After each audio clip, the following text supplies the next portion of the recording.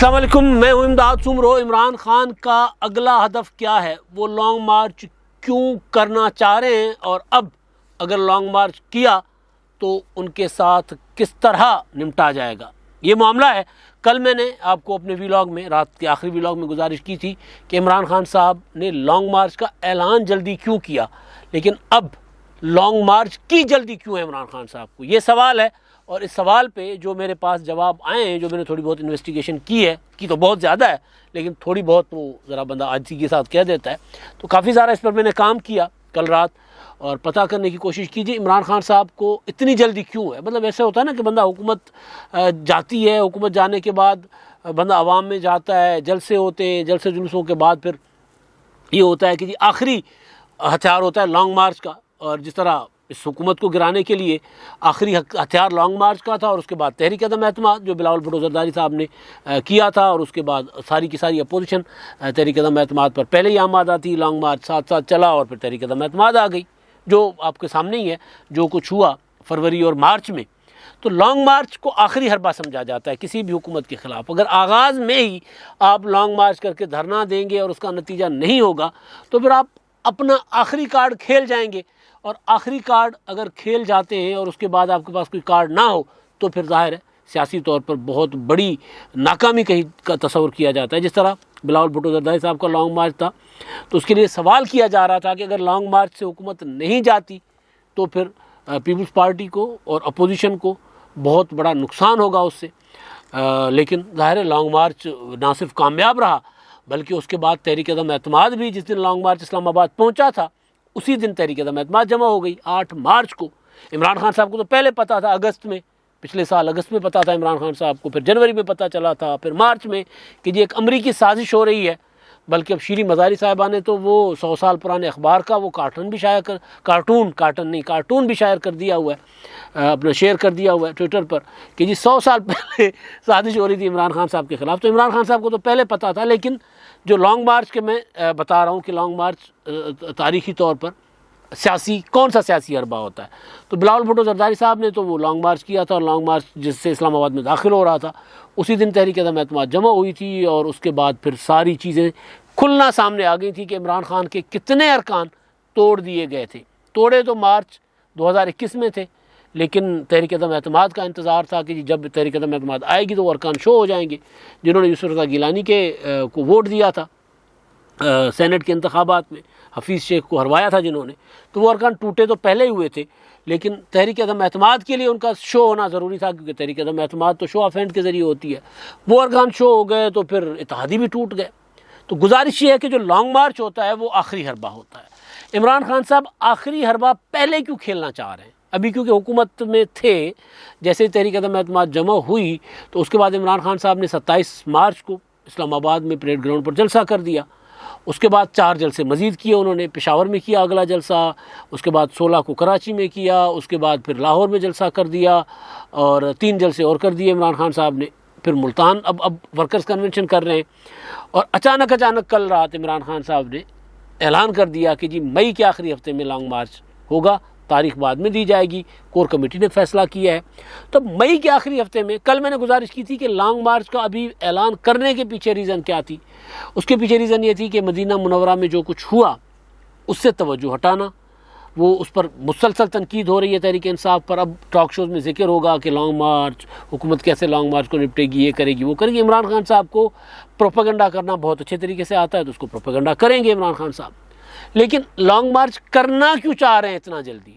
एक हुकूमत जो अभी बनी है जिसको ये तस्लीम नहीं कर रहे, लेकिन उस हुकूमत को क्या इमरान खान साहब मई में, शेख रशीद साहब तो बेशक जो मर्ज़ी कहते रहे, क्या इमरान खान साहब मई में लॉन्ग मार्च करके जून में हुकूमत को घर भेज सकते हैं? हुकूमत ने जून में बजट पेश करना है, तो बजट से पहले इमरान खान साहब घर भेज सकते हैं। और क्यों इमरान खान साहब जो हैं वो इस हुकूमत को फ़ौरन घर भेजना चाहते हैं? फ़ौरन घर भेजने के बाद क्या होगा? इंतखाबात होंगे तो क्या इमरान खान साहब उन इंतखाबात में 2/3 मेजॉरिटी लेकर आ जाएंगे? ये भी बड़ा सवाल है। लेकिन क्यों, सबसे बड़ा सवाल है क्यों इमरान खान साहब इस हुकूमत को घर क्यों भेजना चाह रहे हैं? एक तो ये है कि इमरान खान साहब नवंबर नहीं आने देना चाह रहे, इस हुकूमत पर नवंबर नहीं चढ़ने देना चाह रहे। वो चाह रहे हैं कि नवंबर यानी आर्मी चीफ के जो एक्सटेंशन ख़त्म हो जाएगी कमर जावेद बाजवा साहब की, तो उस वक्त शहबाज शरीफ साहब जो हैं वो वज़ीर आज़म शहबाज शरीफ अपना अख्तियार इस्तेमाल करेंगे और जो उनको कानून आइन के मुताबिक और जो एक प्रोसीजर है, हमारी रिवायात हैं, ट्रेडिशंस हैं, उनके मुताबिक वो अपनी मर्ज़ी के किसी जनरल को आर्मी चीफ तैनात कर देंगे। आपको याद होगा कुछ दिन पहले फवाद चौधरी साहब ने कहा था कि जी शहबाज शरीफ साहब जो वज़ीर आज़म हैं वो इम्पोर्टेड गवर्नमेंट के वज़ीर आज़म हैं, ये इलेक्टेड नहीं हैं, लिहाजा ये इतनी बड़ी तैनाती नहीं कर सकते, इनका अख्तियार नहीं है।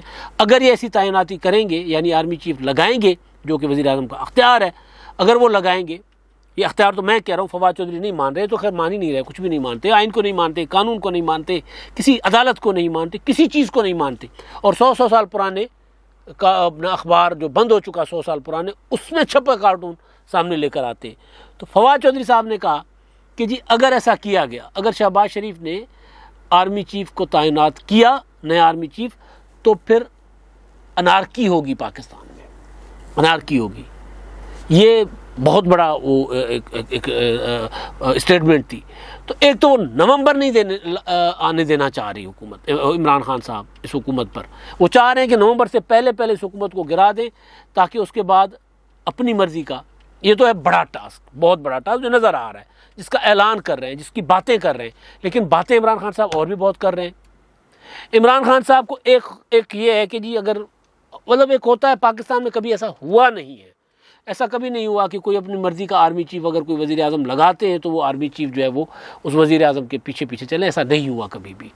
ज़िया-उल-हक़ को भुट्टो साहब ने लगाया था, मुशर्रफ को नवाज शरीफ साहब ने लगाया था, उनके तो ये एक ऐसे ही ना अपना होता है, तसल्ली होती है दिल की।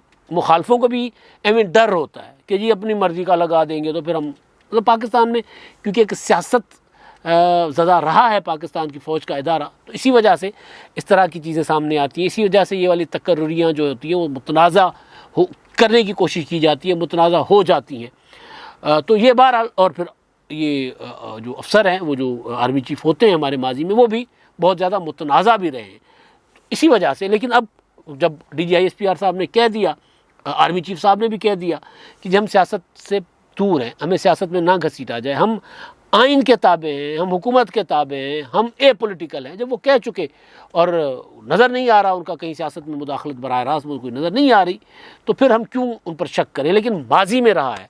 तो एक तो ये मामला है कि इमरान खान साहब का हदफ ये है कि ये ना हो, इसी वजह से वो बहुत ज़्यादा जल्दी में, जिस तरह पंजाबी में कहते हैं काले पहने, बहुत ज़्यादा काले पहने इमरान खान साहब, बहुत ज़्यादा उजलत में, सिंधी में कहते हैं तकड़ में, बहुत ज़्यादा तकड़ में इमरान खान साहब। तो एक तो वजह ये है, इसी वजह से। दूसरा, नवाज शरीफ अगर ये हुकूमत सस्टेन कर जाती है, अपना टाइम अपने प्रोग्राम के मुताबिक आगे बढ़ती है, इलेक्ट्रॉनिक वोटिंग मशीन वाला मामला, इलेक्शन इस्लाहात वाला मामला, वो सारा रिपील कर देती है, और ओवरसीज़ पाकिस्तानियों को वोट का जो हक़ दिया गया वो अगर ख़त्म कर देती है, तो फिर एक और इमरान खान साहब को उसका नुकसान होगा।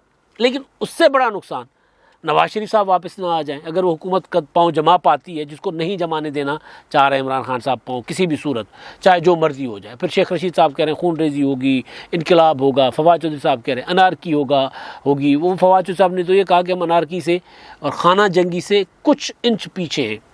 तो ये ज़ाहिर है वो फवाद चौधरी साहब को इमरान खान साहब के इरादों का पता है कि वो क्या करना चाह रहे हैं, और क्या हर बार इमरान खान साहब के इरादे पूरे होंगे, क्या कभी कोई उनके सामने कोई ताकत, कोई रुकावट, मैं कानून और आइन की बात नहीं कर रहा, हुकूमत उनके सामने नहीं आएगी, या पहले की तरह उनको खुला रास्ता दिया जाएगा, उस पर भी मैं आता हूँ।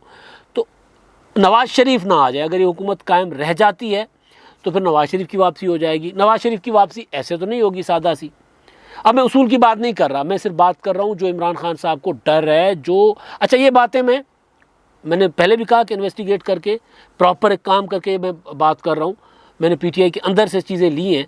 तो इमरान खान साहब को जल्दी किस चीज़ की है, इम्पोर्टेड गवर्नमेंट होना कोई असल वजह नहीं है, असल वजह कोई और ख़तरात हैं जो इमरान खान साहब को जो डरा रहे हैं।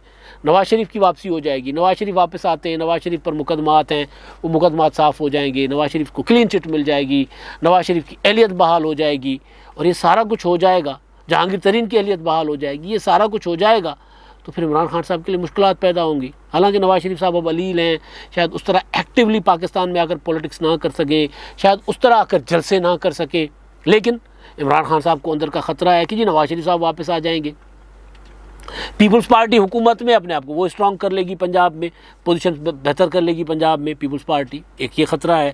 मुस्लिम लीग नून अपनी पोजीशन पर बरकरार है, खड़ी हुई है। इमरान खान ने पीपल्स पार्टी की पोजीशन ली थी पंजाब में, तो अगर ये हुकूमत में रहते हैं और पीटीआई के लोगों को तोड़ते हैं, मिलाते हैं अपने साथ, वो जो जहांगीर तरीन साहब को अब वो काम शुरू कर देंगे, जो कल उन्होंने अपना ग्रुप का इजलास भी किया था, अब वो कोशिश ये करेंगे कि जो पीटीआई के जो मुनर्रिफ अरकान हैं उनको तोड़कर वापस, मुनर्रिफ अरकान कह रहा हूँ, जिन्होंने रिज़ाइन किया है उनको ज़्यादातर को तोड़कर वापस लाएँ, कुछ पीपल्स पार्टी में शामिल करवाएं, कुछ मौलाना फजल रहमान साहब के साथ जाएँ, KPK वाले जनूबी पंजाब वाले पीपल्स पार्टी में चले जाएँ। तो एक पूरा इमरान खान साहब को ये है कि इनको वक्त मिलेगा तो मेरे मैनेज भी टूटना शुरू हो जाएंगे और रिज़ाइन भी वापस हो सकते हैं जो मैंने दिलवाए हैं। तो एक अच्छा ये भी छोटा पॉइंट है, आर्मी चीफ वाला बड़ा पॉइंट, नवाज शरीफ साहब वाला बड़ा पॉइंट, ये एक छोटा उनको ख़तरा है कि मेरी पार्टी स्क्वीज़ हो जाएगी, सुकड़ जाएगी, जो कि उनको लग वो इस ख़तरे में कोई ये नहीं है कि वो इमरान खान साहब को एवं ही डर रहे हैं, नहीं, ये सारे डर इमरान खान साहब के बिल्कुल हकीकत पर मबनी है। अच्छा जी, अगला असल चीज़ है, हुकूमत आगे बढ़ेगी, हुकूमत चलेगी तो करप्शन के मुकदमात, करप्शन के स्कैंडल्स रोज़ाना की बुनियाद पर सामने आएंगे। तो इमरान खान साहब जो अभी तक अपने सपोर्टर्स के सामने नीट एंड क्लीन बनकर खड़े हुए हैं, तो इमरान खान साहब के दामन पर दाग होंगे और आहिस्ता आहिस्ता आहिस्ता, क्योंकि प्रोपेगेंडा बहुत बड़ी चीज़ होता है। इमरान खान साहब को पता है कि प्रोपेगेंडा अगर वो ज़्यादा देर किया जाए, किसी बात को दोहराया जाए, तो लोग यकीन करना शुरू कर देते हैं, जिस तरह लोग इमरान खान की बातों पर यकीन करना शुरू कर देते होते हैं। अभी बहुत से लोग हैं जो इमरान खान साहब के अमरीकी साजिश के बयानिए को यकीन कर रहे हैं, उसको मान रहे हैं। बहुत से लोग हैं ये जो मान रहे हैं कि जी पंजाब में वज़ीर आला का इंतखाब हुआ ही नहीं है। बहुत से लोग हैं जो मान रहे हैं कि जी इमरान खान साहब तो अभी तक वज़ीर आज़म है, तो मान रहे हैं ना इमरान खान साहब के प्रोपेगेंडा को लेकर। तो इमरान खान साहब को पता है कि अगर इस हुकूमत को वक्त मिल गया, ये पाँव जमाएगी तो करप्शन के स्कैंडल सामने आएंगे और फिर हुकूमत प्रोपेगेट करेगी तो लोग टूटना शुरू हो जाएंगे। MNAs नहीं, आम लोग, उनकी सपोर्ट बेस कमज़ोर होना शुरू हो जाएगी। जो लोग समझते हैं कि इमरान खान साहब बहुत ज़्यादा नीट एंड क्लीन है, वो उनके दिमागों में प्रोपेगेंडा, उनका वो जो इमरान खान साहब का स्पेस है वो कम कर सकता है प्रोपेगेंडा। तो इमरान खान साहब इससे भी डर रहे हैं। अभी तक आप देखें फराह गोगी का मामला, इमरान खान पूरी PTI उसको दिफा नहीं कर पा रही, पूरी PTI लग के एड़ी चोटी। अब फाइनली हल ये निकाला कि जी फराह गोगी से कता ताल्लुक़ कर लें। हालांकि फराह गोगी, मैंने पहले भी गुजारिश की थी कि भाई फराह गोगी जो है वो इमरान खान साहब के साथ, इमरान खान साहब के बनी गाला में इतना उनका आना जाना मिलना मिलाना था कि इमरान खान साहब के जो पालतू कुत्ता है वो तक फराह गोगी को पहचानना शुरू हो गया था। उनके साथ तस्वीरें हैं उनकी, फराह गोगी की। मैंने पहले भी गुजारिश की थी कि हमारे दोस्त इमरान शफकत साहब ने एक रखा हुआ है अपना रॉटवाइलर, जग्गू है उसका नाम, वो हम अगर कभी कभार चले जाएं उनकी तरफ तो भाई वो हमें दरवाजे से आगे दाखिल नहीं होने देता। तो ये जो पालतू जानवर होते हैं वो उसी के साथ ज़्यादा हो जाते हैं, फ्री हो जाते हैं, फ्रैंक हो जाते हैं, या उनके साथ ज़रा उनका हो जाता है कि यार ये देखा वाला बंदा है, अपना ही बंदा है, कोई गल नहीं, कोई कहारदा बंदा। तो वो कहारदा बंदा सी फराह गोगी साहिबा, उसको अब वो कह रहे हैं जी हमारा क्या ताल्लुक़ है, हम तो जानते नहीं हैं। तो इमरान खान की पूरी जो प्रोपेगेंडा की टीम है, प्रोपेगेंडा का जो उन्होंने बनाया हुआ है, मतलब कितने 15 करोड़ हो गए थे ट्वीट इमरान खान साहब के इसमें हो गए थे। ये जो इन्होंने इम्पोर्टेड गवर्नमेंट नाम मंजूर का जो ट्रेंड चलाया था, 15 करोड़ मेरा ख्याल है, मतलब 10-15 करोड़ इमरान खान साहब 10-15 करोड़ पर ट्रेन चला सकते हैं, दुनिया की नई तारीख रकम कर सकते हैं। लेकिन इमरान खान साहब के वो ट्रेन चलाने वाले कोई भी, सारे लोग फराह गोगी का दिफा नहीं कर पा रहे, क्योंकि फराह गोगी की करप्शन के स्कैंडल सामने आ गए। 204 कनाल ज़मीन, 5 कनाल ज़मीन 1, 240 कनाल ज़मीन 1 अरब रुपए से ज़्यादा की ट्रांजेक्शन्स, और पता नहीं कितने अरब करोड़ रुपए लेकर डिप्टी कमिश्नर के तबादले करवाना, ये करना। तो सारा ये बुनियादी तौर पर इसके पीछे तो उंगली उठ रही है इमरान खान साहब के ऊपर। तोशा खाना का रेफरेंस ले लीजिए, जब मैंने घड़ी की खबर दी थी तब कोई पूछता नहीं था, उस वक्त इमरान खान साहब का जो कंट्रोल था हर चीज़ पर। और जैसे ही हुकूमत गई, इमरान खान साहब के तोशा खाने की कहानी आई, तो पता चला कि जी 3 करोड़ में तहफ़ ख़रीद कर 14 करोड़ में बेच दिए, उसका कोई दिफा नहीं कर पा रहा। तो खान साहब को ये पता है कि करप्शन के बाकी स्कैंडल्स, क्योंकि उन्होंने जो कुछ किया उनको पता है ना। अभी मैं अंदर की बात बता रहा हूँ कि इमरान खान साहब ये इस चीज़ अंदर बैठ के कर रहे हैं कि यार अगर इस हुकूमत को रहने दिया गया तो इन्होंने हमारे करप्शन के मामलात इतने सामने लेकर आने या इतने उछालने हैं कि हम उसका दिफा नहीं कर पाएंगे, तो फिर हम कमज़ोर हो जाएंगे। इसलिए बस जल्दी करो, बाउसर मारो, हुकूमत को गिराओ, वरना फिर पूरा और खेल नहीं, मतलब चला ही नहीं पाएंगे फिर। तो इमरान खान साहब को एक डर ये है करप्शन वाला। अब इमरान खान, अच्छा ये सारी चीज़ें खान साहब ने कराची के जलसे में, लाहौर के जलसे में कही हुई हैं खुद कि जी ये अब मेरे ख़िलाफ़ मुझसे इंतकाम लेंगे, मेरे ख़िलाफ़ इंतकामी कार्रवाइयाँ करेंगे। उन्होंने ये कहा है कि पीटीआई पर पाबंदी लगाएंगे। उनको ये भी डर है कि इलेक्शन कमीशन वाला जो फॉरेन फंडिंग केस है जिसमें वो इलेक्शन कमिश्नर के ख़िलाफ़, चीफ इलेक्शन कमिश्नर के ख़िलाफ़ अलग से प्रोपेगेंडा कर रहे हैं, तो उनको ये भी डर है कि पाबंदी लगेगी, वहाँ से किरदार कुशी होगी, चीज़ें अच्छा हाँ, किरदार कुशी वाला बात जो भी उन्होंने अपना खुद ही कहा कि जी अब ये अपना पेशावर में उन्होंने वर्कर्स कन्वेंशन से खिताब, मुल्तान में कल परसों वर्कर कन्वेंशन से खिताब करते हुए कहा कि जी इन्होंने मुशर्रफ ख़ानदान का जिक्र करते हुए कि जिन्होंने बेनज़ीर की, नुसरत भुट्टो की किरदार कुशी की, मेरे ख़िलाफ़ एक खातून से किताब लिखवाई 2018 के इंतखाबात से पहले, और अब ये ईद के बाद मेरी किरदार कुशी करेंगे। अब किरदार कुशी क्या है? कोई सोशल मीडिया पर एक चीज़ वायरल हुई है कि जी इमरान खान साहब की कुछ वीडियोज़ हैं नाज़ेबा किस्म की, कहा जा रहा है। मैं ऐसी चीज़ हरकत करने वाले की मज़म्मत करूँगा, घटिया हरकत है, किसी को नहीं करनी चाहिए। लेकिन मैं बात करूँ खान साहब को जो खौफ है, जिनका वो इजहार कर चुके हुए, करप्शन का के मुकदमात कह रहे हैं जी हमें इंतकाम का निशाना बनाया जाएगा, ज़ाहिर करप्शन के मुकदमात, पीटीआई पर पाबंदी लगेगी, करप्शन का मुकदमा, फॉरेन फंडिंग केस, किरदार कुशी होगी, वीडियोज़। तो इमरान खान साहब को डर है कि अगर ये हुकूमत अपना काम करने लग गई और इसको मैंने उलझाए ना रखा लॉन्ग मार्चेस में, अफरा तफरी में, अनारकी में, खाना जंगी में, तो ये मेरे ख़िलाफ़ किरदार कुशी करेंगी। और फिर जब हुकूमत आराम से चल रही होगी, मैं घर बैठा रहूँगा, तो किरदार कुशी करने में हुकूमत को आसानी होगी। लोग जो है वो जब तूफ़ान बरपा नहीं होगा, जब बहुत ज़्यादा धूल नहीं उड़ी होगी, तो लोग बहुत फोकस्ड देखेंगे उन चीज़ों को जो चीज़ हुकूमत मेरे ख़िलाफ़ करेगी। ये है इमरान खान साहब का असल वजह कि वो हुकूमत को, इम्पोर्टेड हुकूमत तो एक ज़ाहिर नारा है ना, लेकिन असल वजह ये है कि बहुत कुछ हुआ है पाकिस्तान में। जो कुछ, बल्कि एक रिटायर्ड अफसर हैं एक इन्वेस्टिगेशन इदारे के, उनके बकौल कि इमरान खान साहब के दौर की करप्शन जब सामने आएगी तो पाकिस्तान की सारी तारीख़ की करप्शन आप भूल जाओगे। वो उनका दावा है। अब जैसे चीज़ें सामने आ रही हैं कि फराग होगी कुछ भी नहीं थी, कुछ भी नहीं, उनके पास कोई ओहदा नहीं था, कुछ नहीं था, सिवाय इसके कि वो खातून अव्वल उस वक्त की बुशरा बेगम की सहेली थी। उनकी अरबों खरबों रुपए की करप्शन सामने आ रही है और वो बाहर चली गई हुई है। तो अगर वो कुछ भी नहीं थी, वो इतनी करप्शन, मतलब उनके इतने स्कैंडल्स आ रहे हैं, तो जो बहुत कुछ थे, इमरान खान साहब, उनकी एहलिया, उनके वज़ीर, उनके मुशीर, तो फिर क्या क्या सामने आएगा। तो ये इमरान खान साहब को डर है, जेल जाने का डर है, करप्शन के स्कैंडल्स की वजह से अपना पूरा का पूरा बयानिया पिटने का डर है, आर्मी चीफ लगने का डर है कि शहबाज शरीफ साहब अपनी मर्ज़ी का लगा लेंगे, नवाज़ शरीफ के वापस आने का डर है। अब मैं आता हूँ कि इमरान खान साहब को हुकूमत कैसे रोकेगी, या रोकेगी का लफ्ज़ मुनासिब नहीं है, हुकूमत कैसे ट्रीट करेगी। आपको याद होगा इमरान खान साहब ने एक लॉन्ग मार्च किया था 2014 में, 14 अगस्त से लाहौर में निकले थे, ज़मान पार्क से निकले थे। तब इमरान खान साहब ने कहा था वो जो अपना 35 पंक्चर वाला जो था, इलेक्शन मुझे दोबारा चाहिए, मुझे तहकीकात चाहिए। तो उस वक्त इमरान खान साहब ने ऐलान किया था कि मैं 10 लाख मोटरसाइकिल से या 2 लाख मोटरसाइकिल से, वो मैं फिगर ज़रा कंफ्यूज कर रहा हूँ, उसके साथ मैं इस्लामाबाद की तरफ मार्च करूंगा और पाकिस्तान की तारीख का सबसे बड़ा धरना दूंगा। तो लाहौर से कोई गिनती के 100-125 भी मोटरसाइकिल नहीं थे। मैं उधर खुद कवर कर रहा था जब इमरान खान साहब ज़मान पार्क से निकल रहे थे। और फिर इमरान खान साहब का जुलूस फारिग जुलूस था, यहाँ तक कि जब वो दाखिल हुआ था गुजरांवाला में, तो वहाँ पे मुस्लिम लीग नून के कारकुनों ने अंडे शंडे पत्थर शत्थर मारे, तो इमरान खान साहब कंटेनर से नीचे आ गए। नीचे कोई बंदा नहीं था जो उनका इमरान खान साहब के कंटेनर को बचा पाता।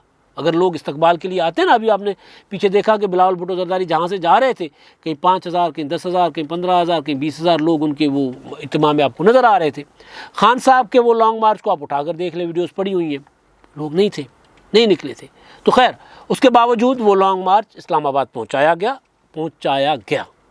ये मैं जानकर बोल रहा हूँ, ये लफ्ज़ शऊरी तौर पर बोल रहा हूँ। लॉन्ग मार्च इस्लामाबाद पहुंचाया गया, चौधरी निसार साहब ने मामनत की, डी चौक पर पहुंचाया गया। डी चौक पर धरना हुआ, पीछे पीछे ताहिरुल कादरी साहब भी चल पड़े हुए थे, साथ साथ इधर से इमरान खान का लॉन्ग मार्च चला, उधर से ताहिरुल कादरी साहब का धरना हुआ। धरने में ताहिरुल कादरी साहब के लोग बैठे हुए थे और वहाँ पर ये हुआ था कि पुलिस ने किसी किस्म की कोई रुकावट नहीं डाली थी।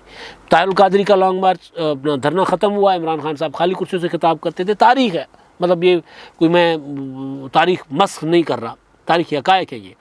अच्छा जी, वो हुआ। अब क्या होगा, वो भी फिर 16 दिसंबर हो गया, सानिया APS हो गया, फिर इमरान खान साहब को फेस सेविंग मिल गई, उठकर चले गए। अब क्या है, अब इमरान खान साहब की पॉपुलैरिटी, इमरान खान साहब की ताकत बज़ाहिर 2014 से ज़्यादा है।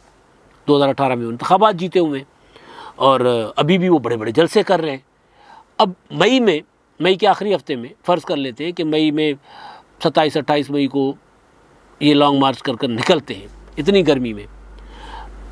जब पहले लोग कम थे, अब लोग ज़्यादा होंगे, फ़र्ज़ कर लेते हैं ज़्यादा होंगे। पहले जो सहूलत मुयस्सर थी, मुस्लिम लीग नून की हुकूमत डरी हुई थी, क्योंकि लॉन्ग मार्च से पहले जून में 17 जून को मेरा ख्याल है सानिया मॉडल टाउन हुआ था। पुलिस की के साथ फायरिंग के तबादले में, या पुलिस की फायरिंग में जो पैट का मौक़िफ़ है पाकिस्तान अवामी तहरीक का, कि उनकी फायरिंग में उनके 14 लोग शहीद हो गए थे और हुए थे लोग, ज़ाहिर है बहुत बड़ा सानिया हो गया था। तो उसमें हुकूमत बहुत ज़्यादा डिफाई पोजीशन में चली गई थी, किसी किस्म के ताकत का मुजाहरा नहीं कर रही थी। पता चल गया था हुकूमत को कि मंसूबा खून रेजी का है, तो हुकूमत पीछे हट गई थी। अब भी हुकूमत को पता है, आज की हुकूमत को पता है, शेख रशीद साहब रोज़ाना मुखबरी कर रहे हैं कि जी खून रेजी होगी, इनकलाब आएगा, ये होगा वो होगा, सारा कुछ शेख रशीद साहब बता रहे हैं। तो अब हुकूमत क्या करेगी, अब इसी तरह ये चले जाएंगे, अब लाए नहीं जा रहे, अब खुद जा रहे हैं इस्लामाबाद, तो उतने ही लोग होंगे। हुकूमत रुकावटें डालेगी या नहीं डालेगी, हुकूमत पुलिस खड़ी करेगी नहीं करेगी। पहले ये था कि मुझे अच्छी तरह याद है कि जब ये डी चौक की तरफ बढ़ रहे थे तो फ़ौज को, रेंजर्स को कहा गया था कि जाकर रोके, इनकार हो गया था कि जी हम अपने लोगों के सामने नहीं आ सकते, ये रिकॉर्ड की बात है कि जी नहीं, हम ये अपने लोग हैं, हम इनके सामने फ़ौज को नहीं भेज सकते, ये हालात ख़राब हो सकते हैं, इनकार कर दिया था। क्या अब वहाँ से इनकार होगा, सबसे बड़ा सवाल। क्या अब वज़ीर दाखिला जो हैं राना सनाउल्लाह साहब, वो चौधरी निसार साहब की तरह मुआवनत करेंगे या एग्रेसिवली हरबे इस्तेमाल करेंगे, हथकंडे इस्तेमाल करेंगे इस लॉन्ग मार्च को रोकने के लिए? इमरान खान साहब को वो सहूलत मुयसर होगी या नहीं होगी, ये सबसे बड़ा सवाल। और हुकूमत क्या करेगी, तो हुकूमत इस बार एग्रेसिवली इमरान खान साहब के लॉन्ग मार्च को रोकेगी, ताकत का इस्तेमाल करे या कोई और हरबे इस्तेमाल करे, जो भी होगा। इस बार इमरान खान साहब को वो सारी की सारी सहूलियात जो 2014 में थी वो दस्तयाब नहीं है। अब वो धरने पर किसी शहर से, इस्लामाबाद किसी शहर से पके पकाए खाने नहीं आएंगे, जो हालात हैं। अब बारिश होगी तो फ़ौरन से पहले तंबू नहीं पहुंचाए जाएंगे आधी रात को दुकान खुलवा कर, अभी वो नहीं सहूलियात दस्तयाब। तो फिर सवाल ये है, तो फिर क्या इमरान खान साहब जो सोच कर चल रहे हैं उसमें कामयाब होंगे, या फिर इमरान खान साहब का जो लॉन्ग मार्च जब पहुंचेगा इस्लामाबाद तो बेनतीजा ख़त्म होगा? अगर बेनतीजा ख़त्म होगा तो फिर इमरान खान साहब का सियासी मुस्तकबिल क्या होगा, ये सबसे बड़ा सवाल है। अब तक के लिए इतना ही। अल्लाह हाफ़िज़।